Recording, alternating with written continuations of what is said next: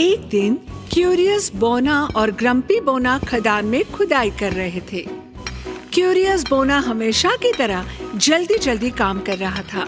दूसरी ओर grumpy curious के गंदे काम से नाखुश था। अरे क्या तुम थोड़ा आराम से कर सकते हो? अरे वहाँ पर देखो ना, तुम्हें वो दिख रहा है?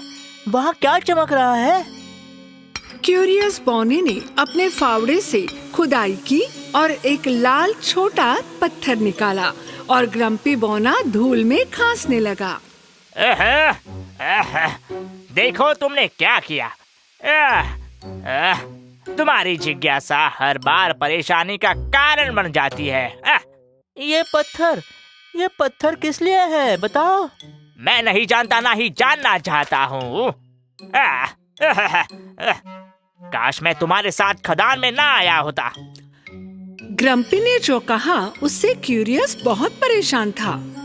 उसने लाल पत्थर ले लिया और खदान छोड़ दी। दूसरी ओर दुष्ट रानी हेला ने अपनी गुफा में ग्लोब से लाल रोशनी निकलती देखी। जब वो देखने गई तो उसने पत्थर को क्यूरियस बोने के हाथ में देखा। हाँ, एक शक्ति पत्थर। मुझे अपनी आंखों पर विश्वास नहीं हो रहा। क्या आपने क्या कहा महारानी जी? डंकाओ, तैयार हो जाओ, हम वही हासिल करने जा रहे हैं जो मेरा है। क्यूरियस बोने ने जंगल से गुजरते हुए देखा कि उसकी जेब से धुआं निकल रहा है। जैसे ही उसने अपनी जेब में हाथ डाला और पत्थर को छुआ, उसे बहुत चोट लगी। आउच, आउच, मेरा हाथ जल रहा है। और उसने पत्थर अपने हाथ से फेंक दिया, क्योंकि पत्थर इतना गर्म था कि क्यूरियस उसे पकड़ नहीं सका। उसी क्षण दुष्ट हेला पत्थर के बगल में प्रकट हुई और उसने बड़े संयम से गर्म पत्थर अपने हाथ में ले लिया। आपने इस बहुमूल्य पत्थर को मेरे पास लाने में कष्ट उठाया। पर वो पत्थर मेरा है, मैंने उसे ढूंढा है। अब ये मेरा है। ये एक शक्ति पत्थर है। इसे केवल एक मजबूत व्यक्ति ही धारण कर सकता है। तुम्हारे जैसे कमजोर और कमकुवत बोने के लिए इसका कोई मतलब नहीं। हेला अपने हाथ में शक्ति का पत्थर लेकर अचानक गायब हो गई और क्यूरियस बोना डर कर स्नो व्हाइट के पास गया। बोने को इतनी जल्दी में देखकर स्नो व्हाइट को बहुत आश्चर्य हुआ। कृपया शांत हो जाओ क्यूरियस, एक एक करके बताओ क्या हुआ। आज मुझे खदान में एक शक्ति वाला पत्थर मिला, लेकिन हेला ने मुझसे वो छीन लिया। वो जल्दी इस पत्थर से बहुत बुरा नुकसान कर सकती है मेरी राजकुमारी जी। मुझसे गलती हो गई। बेशक हम उसे रोकने का कोई रास्ता ढूंढ लेंगे क्यूरियस, मेरे साथ चलो। उस समय हेला और उसका सहायक डंकव अंधेरी गुफा में बुरी योजनाएं बुन रहे थे। अमरता नोरता नोरता अमरता। जैसे ही डंकव ने मंत्र पढ़ा, बिजली के पत्थर से चिंगारियां निकली और डंकव को घेर लिया। ओह, मैं जल गया। आउच, मोरता तोरता जोरता कोरता, मेरी मदद कीजिए। यहाँ से चले जाओ, तुम सक्षम नहीं हो। तुम कुछ भी नहीं ठीक से पढ़ पाते। अमरटो नोरसा असारो नोस्टा। जिस क्षण हेला ने मंत्र पढ़ा, गुफा में एक लाल रंग की रोशनी प्रतिबिंबित हुई, क्योंकि दुष्ट रानी ने थोड़ी दूर पर एक विशाल ज्वालामुखी बना दिया था। आपने कर दिखाया महारानी, आप बहुत अच्छे जादूगर हैं। आइए बोनो और राजकुमारी को एक एक करके ज्वालामुखी में फेंक देते हैं। मेरे लिए दुनिया की सबसे खूबसूरत महिला बनने का समय लगभग आ गया है डंकव। अब कोई भी मेरी सुंदरता को पार नहीं कर पाएगा। इस बीच स्नो व्हाइट और क्यूरियस ड्वार्फ जो पहाड़ पर चढ़ रहे थे, आखिरकार हेला की गुफा तक पहुंच गए।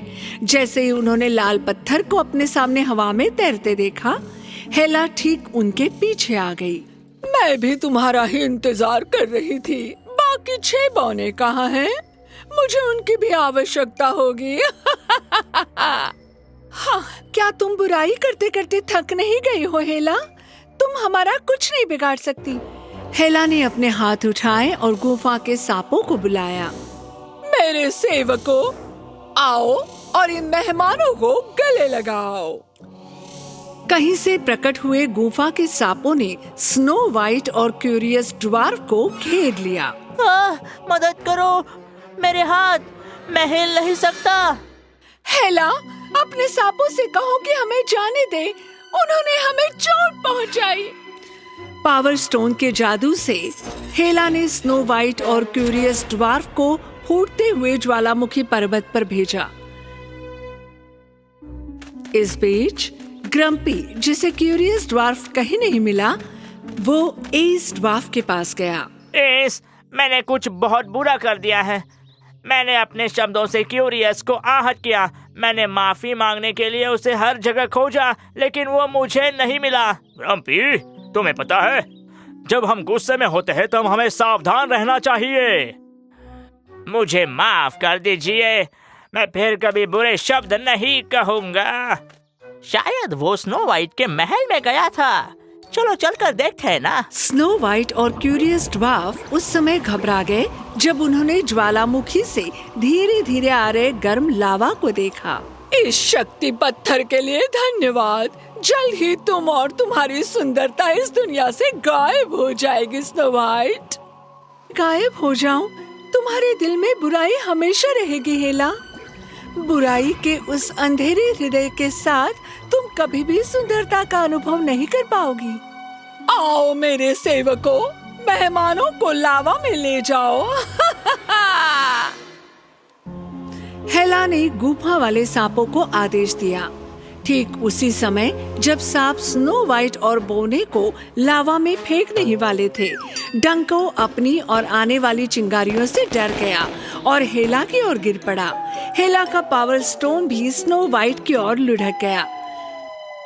राजकुमारी ने बमुश्किल शक्ति पत्थर उठाया। इसकी वजह से पत्थर का रंग अचानक लाल से हरा हो गया। ओह नहीं, मेरा पावर स्टोन! पत्थर शक्ति का हरा होने के कारण सांप राजकुमारी और क्यूरियस के ऊपर उड़ गए। स्नो वाइट ने शक्ति के पत्थर से निकलने वाली रोशनी से हेला को पकड़ लिया और उसकी शक्ति को पत्थर में कैद कर लिया। हेला ने ये जाने बिना कि क्या हो रहा है अपने हाथों से जादू करने की कोशिश की, लेकिन उसके पास अब कोई शक्ति नहीं थी। मेरी शक्तियाँ, तुमने उन्हें नष्ट कर दिया। बिल्कुल नहीं, मैं ऐसा कुछ नहीं कर सकती। महत्वपूर्ण बात है खुश रहना और जीवन की सुंदरता के साथ जीना, यहाँ तक कि शक्तियों के बिना भी। हेला, इसे मत भूलना। स्नो वाइट ने ज्वालामुखी से निकलने वाले लावा को शांत करने के लिए ग्रीन पावर स्टोन का उपयोग किया। बाद में वे क्यूरियस बोने के साथ महल में लौट आए। अन्य बौने, जिन्होंने बहुत खुशी के साथ उनका स्वागत किया, वे भी बहुत खुश हुए। दूसरी ओर दुष्ट रानी हेला कभी ये नहीं समझ सकी कि जब वो अपनी शक्ति का उपयोग केवल अच्छे के लिए करेगी, बुराई के लिए नहीं, तो उसे सही परिणाम मिलेंगे। आदि से बाबा।